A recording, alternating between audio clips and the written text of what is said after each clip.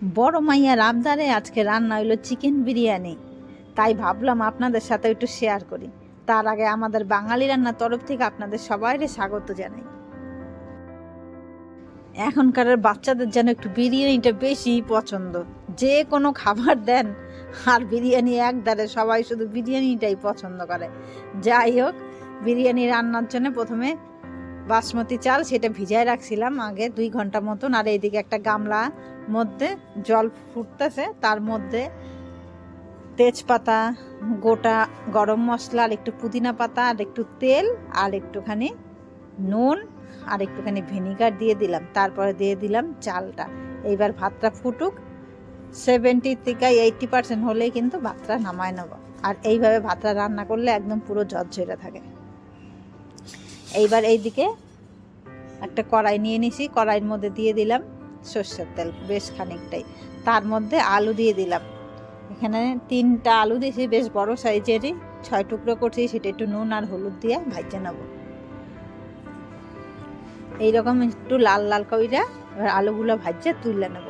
আর এইদিকে বিরিয়ানির জন্য যেটা মেন সেটা হচ্ছে বেরেস্তা, সেইটা একটুখানি ভাজে নিই। এখানে 500 গ্রাম মতন পেঁয়াজ, সেইটা একটুখানি ভাজে নিলাম। আর এর মধ্যে কিন্তু একটু নুন দেবো না, তাহলে কিন্তু লাতা লাতা হয়ে যায় ভাজাটা। তাই নুন ছাড়াই কিন্তু সবসময় ভাজতে হয়। দেখেন এইদিকেও ভাজা কমপ্লিট পেঁয়াজটা, আর এইদিকে আমার ভাতটা হয়ে গেছে।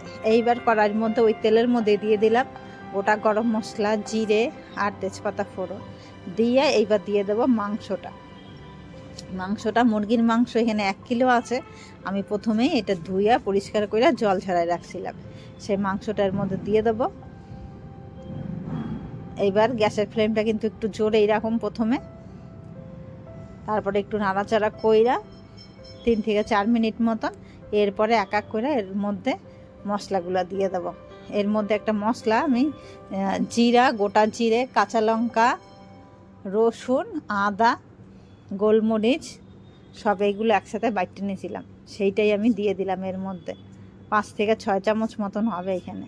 এবার দেখেন 3 থেকে 4 মিনিট পরে এত সুন্দর কষানো হয়ে যাইতেছে। এইবার গ্যাসের ফ্লেমটা জোরেই রয়েছে, আমি একটুখানি মিডিয়াম করি এখন, নাহলে গুঁড়ো মশলাগুলো দেবো, নাহলে লাগিয়ে যাবে। এইবার দিয়ে দিলাম পরিমাণ মতো নুন।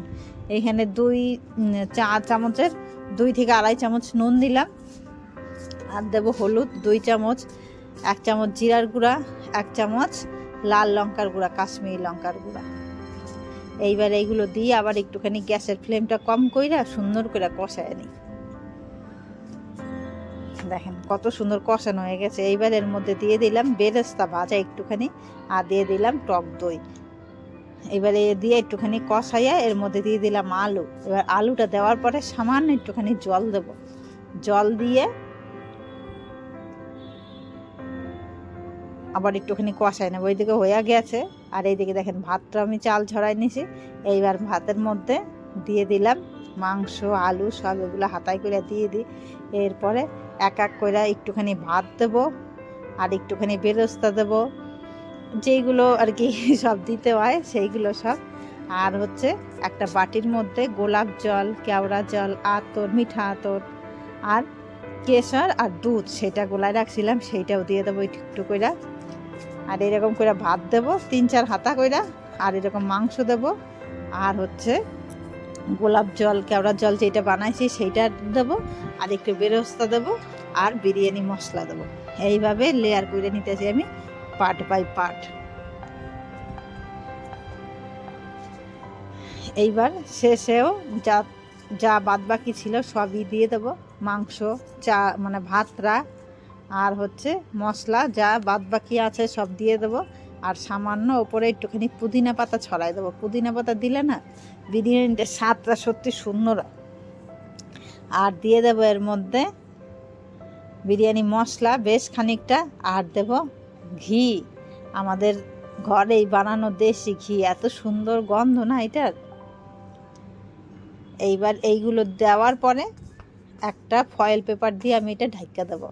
এবার ঢাকা দিয়ে একটা কড়াইতে সামান্য একটুখানি জল দিয়ে এইবার এটা গ্যাসের ফ্লেমটা পুরোপুরি আস্তে করে দিয়ে এইবার 20 থেকে 25 মিনিটের জন্য দমে রাখা দেবো। দেখেন কত সুন্দর করে সাজানো হয়েছে না। দেখতেই কত ভালো লাগতেছে। আর বিশ্বাস করেন খাইতেও না খুব সুন্দর হয়েছিল। এর জন্যই শুধু আবদার, মা বিরিয়ানি বানাও, মা বিরিয়ানি বানাও। এবার 20 থেকে 25 মিনিট হয়ে গেছে। তারপর আমি একটুখানি ঠান্ডা কইরা এবার নামাই নিছি। এইবার ঠান্ডা কইরা দেখেন নামাই নিলাম, কত সুন্দর লাগতেছে। ভাত চালগুলা পুরো একদম খাড়া খাড়া হয়ে রয়েছে, খুব সুন্দর হয়েছে। আর ঘরে তো গন্ধে পুরো ময়, এত সুন্দর লাগতেছে। আর এইদিকে থালায় বাইরে নিলাম বিরিয়ানি, দেখেন গরম গরম, জিভে জলায় পড়তেছে কইতে কইতে, এত সুন্দর বিরিয়ানিটা হয়েছিল। তারপরেও মাংসটা যেহেতু অনেকটা ছিল, আমি একটু মাংস কষানো তুলে রেখেছিলাম বিরিয়ানির সাথে খাওয়ার জন্যে। আর একটু রায়তাও বানাইছিলাম, একটু পেঁয়াজ দিয়ে, একটু টক দই দিয়ে, একটু শসা দিয়ে। এইবার শেষে এটা দিয়ে সার্ভ করছিলাম। এইভাবে বাড়িতে কিন্তু বানাইতে পারেন, বাচ্চা থেকে বড় সবার প্রিয়, সবাই খুব ভালোবাসে এইভাবে খাইতে। আর কেমন লাগলো রেসিপিটা সেটা একটুখানি জানায়েন। ভালো লাগলে অবশ্যই একটা লাইক আর সাবস্ক্রাইব করেন। আর ভিডিওটা কিন্তু শেষ পর্যন্ত দেখার জন্য অনেক ধন্যবাদ।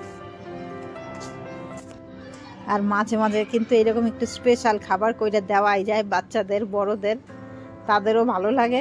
প্লাস রান্না করতে তো ভালোই লাগে, সব গৃহিণীদের মনে হয় রান্না করতে সত্যিই ভালোই লাগে। আর যারা রান্না করতে পছন্দ করে না তাদের ব্যাপারটা আলাদা। আমার খুব রান্না করতে ভালো লাগে, এইরকম নিত্য নতুন সব জিনিস একটুখানি টেস্ট করে দেখি কেমন লাগলো খাইতে। ওরে বাবা রে, এ তো অপূর্ব হয়েছে, অপূর্ব, দোকানের থেকেও সুন্দর। আর মাংসটা দেখেন কত সুন্দর নরম সফট, এত গরম